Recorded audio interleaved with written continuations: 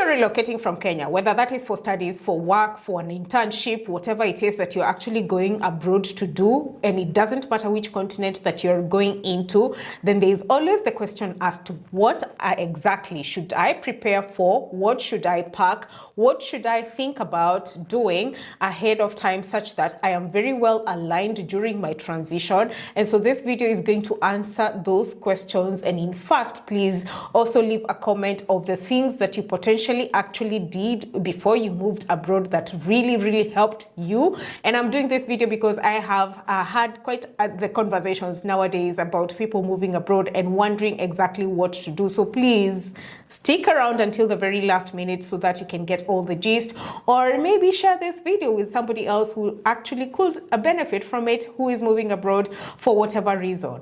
Now, my name is Ndutawambura. If you're new here, please go ahead and subscribe, or go ahead and send me a DM or a comment and like this video so that we can get the algorithm going as usual. Now, if you are thinking of moving abroad anytime soon, then you're gonna wanna think about, one, your documents. The documents that you need to bring when you're moving abroad are very essential. And this goes down to things like your passport, obviously, and this passport would have an affixed visa, depending on what type of visa you're coming in with. You would have, if you're coming to study, you have your degree certificate, your transcripts, any other relevant documentation that is required by your school.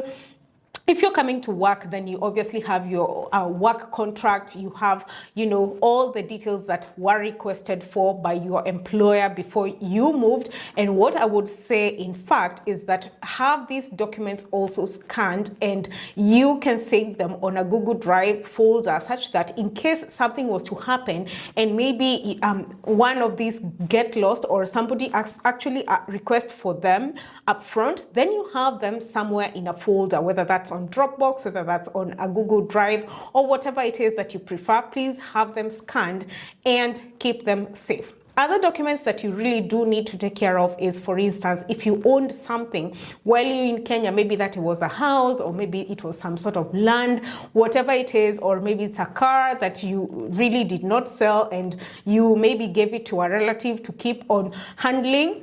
Please make sure that all these documents are accessible to you, just in case you would need them and you would need to send them somewhere when you're abroad, then you have them handy. And for some, I do see some people actually carrying these documents, and especially the original documents, just in case if they do not have somebody who can keep for them these documents when they are back at home. So it's important for you to keep the important documents in a very safe place. I've seen also other people actually going to open safes in banks, and they keep these documents right there for them. If you're able to do that, well and good, but make sure that you are as well carrying all the documents that you are required to have when you're moving to whichever the country that you are going into.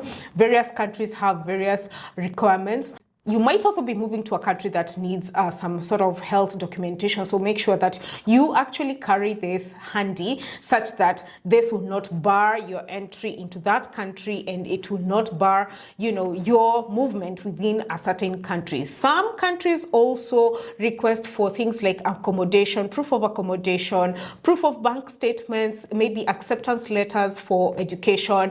So if they request for these kind of items, please have them handy. You can scan them. For some, they prefer to have them printed and they carry the hard copies. Whichever works for you, please make sure that the documentation is well in place, because that is going to be your make or break.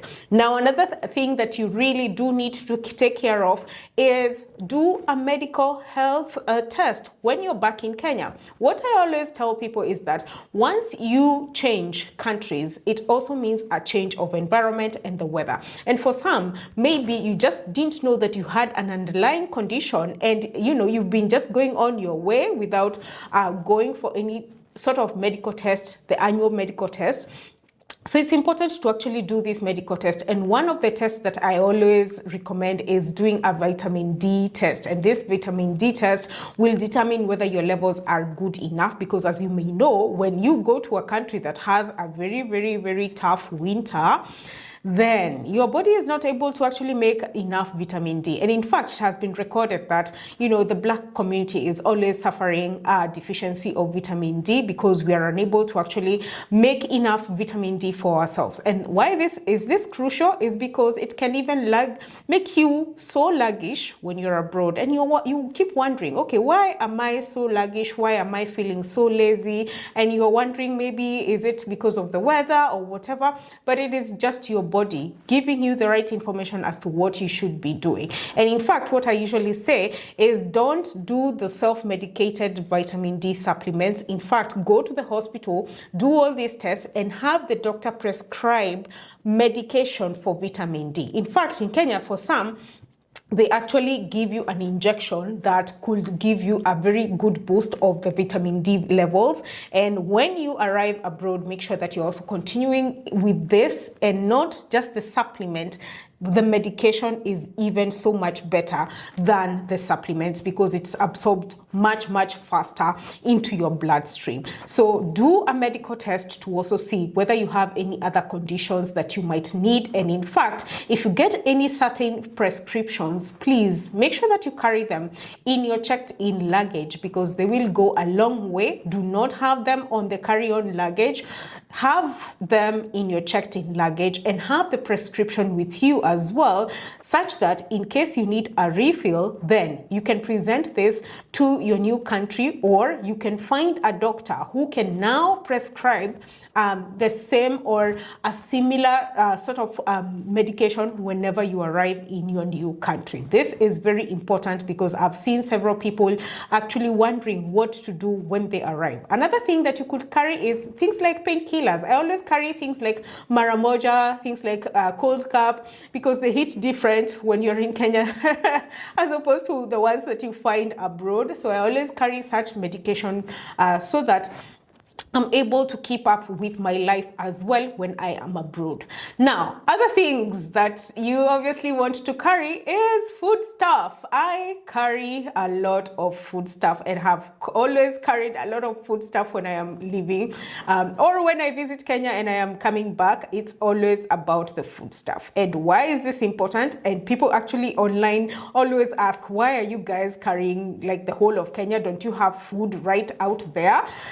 Now, this is very dependent on one individual to the other, because if you miss Kenya, as some of us do, then you want a taste of Kenya and you want to have that unga, that ugali flour, that wheat flour, that uji flour, and you want the masalas, you want your pilau masala, you want to have some sort of, a taste of roiko, all these kind of things that you would want to have, and you feel that maybe your life cannot continue very well if you don't have the taste of these kind of items.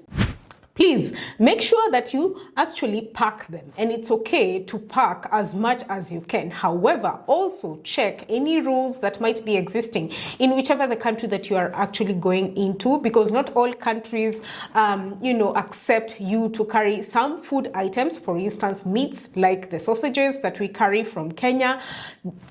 Some countries might not allow you to have them. However, if a country is okay with it, ensure that you are packing as much as you can, because you're gonna need it. And in fact, this goes a long way, especially when you just arrive in a certain country and you don't know, where the supermarkets are, where the good deals are. Then the food that you carried goes a long way into you, just adjusting and knowing your new life. In fact, what I usually do is I carry cooked food on the first day after my arrival from Kenya, because somehow your head is just, everywhere. You're tired, you just don't want to cook and all these kind of things.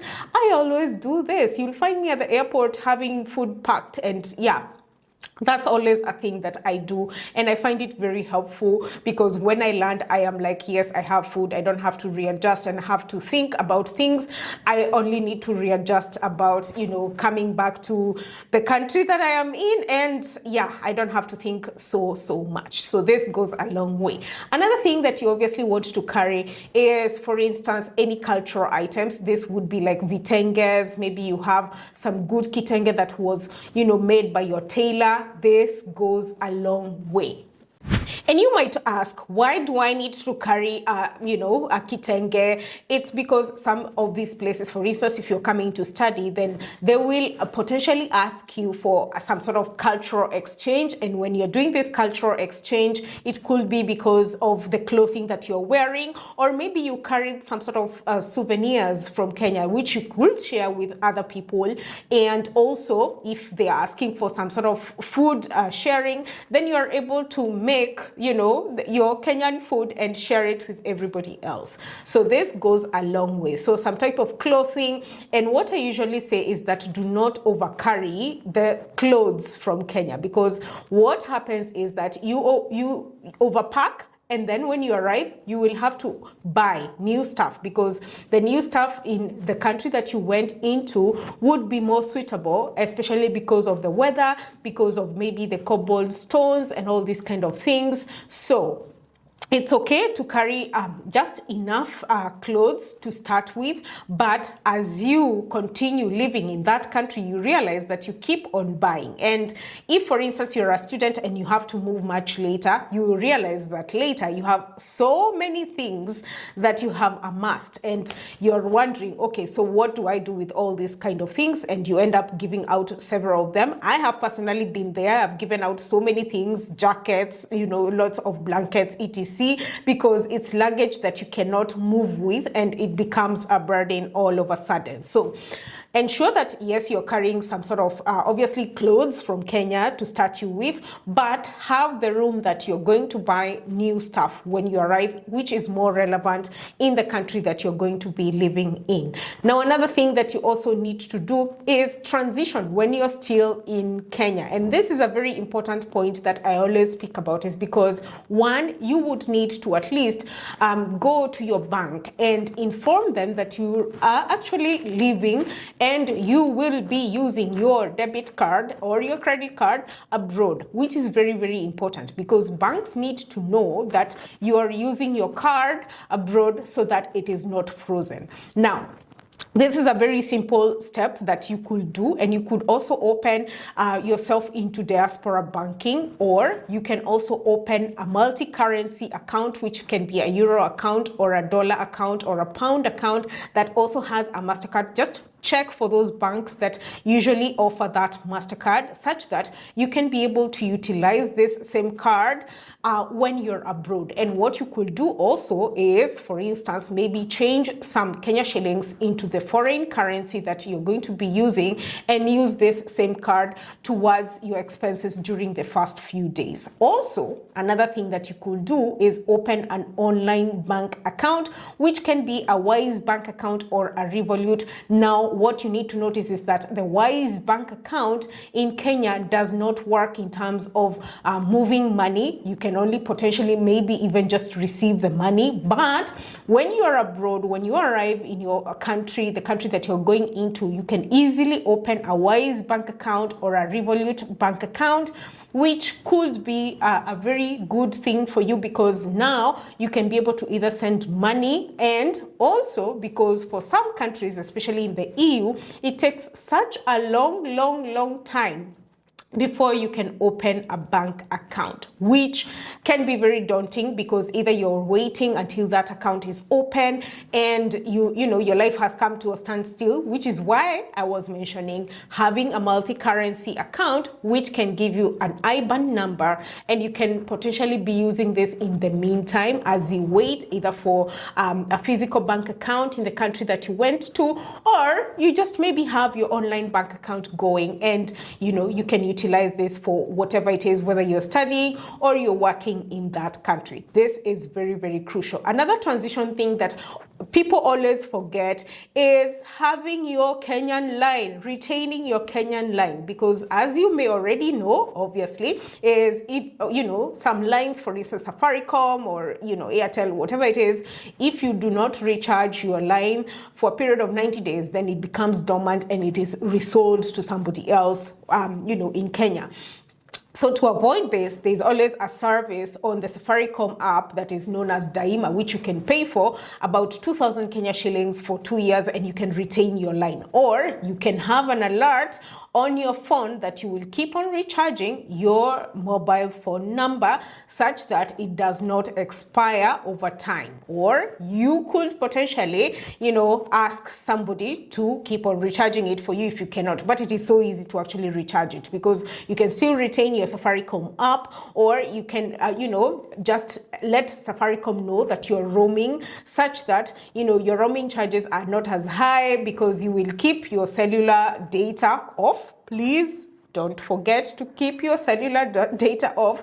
Otherwise, if you're on a postpaid plan, you might have your expenses all the way up. But one thing that you need to do is to go to Safaricom, potentially tell them that you're going to be on roaming.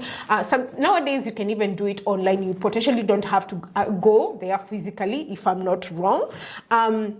But I remember if you are on postpaid, you really do have to pay a certain type of charge so that they can allow you to roam, abroad. So check on that. But you can retain your line. If you're on prepaid, you can retain your line by just paying the 2,000 Kenya shillings, which is a Daima service that is extremely excellent, so that you don't forget. But keep an alert, because after the 2 years, then you would need to renew once again. So if you forget, then you lose your line and you lose your connection with, the people that you had, and so on and so forth. And this can be very frustrating. Now, another thing that you obviously also want to do, you can also utilize the M-Pesa Global that usually has, some sort of, you can have some virtual card, which you can utilize for foreign currencies and so on and so forth. And this comes in very, very handy. Now, another thing that you also need to do when you are still in Kenya is to ensure that you tighten every little detail that potentially you had. Maybe you had some sort of land or some sort of ownership of some things. Maybe just move your items from your own house, maybe in Nairobi, and maybe take your stuff to up country. Or maybe you want to put those things that you owned in some sort of storage. Or maybe you want your siblings to keep living in the house that you had. So you have to put on all these systems before you leave, such that you have a right mind when you're leaving and you're not wondering, so what is happening to my house? What is happening to my stuff? And one thing I can also tell you is that you can actually pay bills when you are still abroad. And there are several apps nowadays. One of them that I use is Nala, whereby you can pretty much send, a certain amount of money to a pay bill number, and you do not have to actually, send money to somebody you don't trust. So this is a very important thing, because all you need is a pay bill number and the amount that you need to send, and you can directly send it using platforms like Nala. If you still have your Safaricom app, it becomes quite easy, honestly speaking, and you can utilize it and just do a pay bill, pay some amount to a pay bill number or a till number, and you don't have to worry about being conned, because that's also another thing.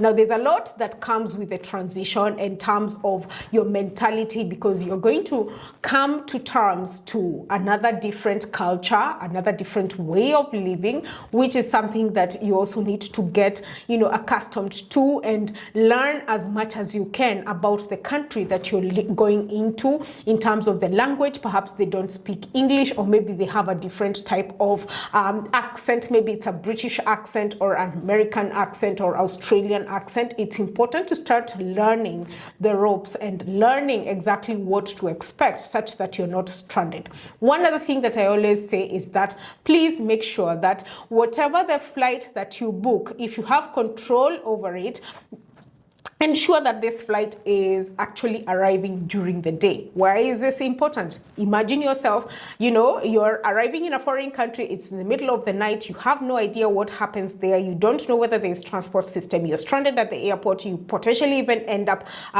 sleeping at the airport. I have seen several people sleeping at the airport just because there's no means of leaving the airport at the time that they arrived, which is very sad and can be very frustrating within the first days of your arrival. So I would say, if you can control it, for some it's impossible to control, but if you can control it, please have a flight that is arriving during the day. Why? Because at least you can be able to contact people at the airport if at all you had not done this before, or you can be able to find some sort of transport to the place that you are going into. Some people actually go into some villages that are quite remote and maybe there is no transport within the weekend. So also do your research. Maybe you're going to a country or a village where, you know, there is no transport during the weekend, it's only during the week, and maybe it's limited.